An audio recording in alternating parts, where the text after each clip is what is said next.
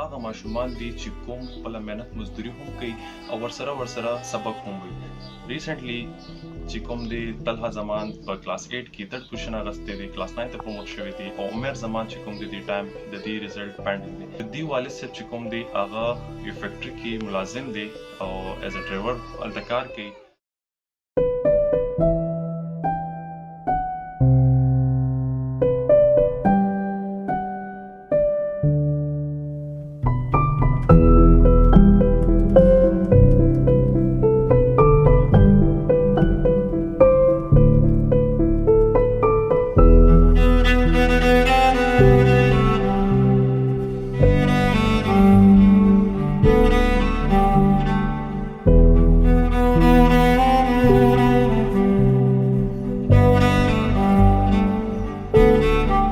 السلام علیکم ورحمت الله وبرکاتہ. په دې ټایم کې زه موجود یم د طلحه زمان او عمر زمان په کور کې. دا هغه ماشومان دي چې کوم خپله محنت مزدوري هم کوي او ورسره سبق هم وایي.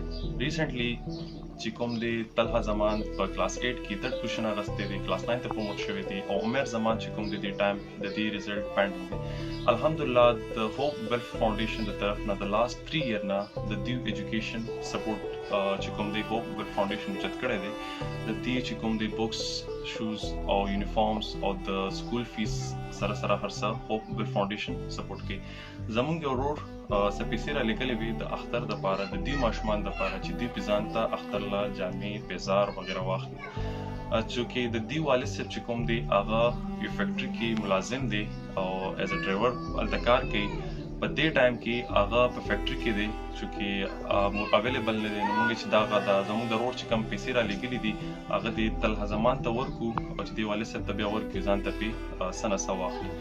نو چا کوم چا د پیسې رالیږلي الله تعالی دې د هغې د پیسې په خپل بارګاه کې قبول منظور کړي او الله دې موږ له نور همت راکړي چې داسې زموږ ارد ګرد خلکو سره مدد وکړو. په لوی الله هم سپارم. فی امان الله.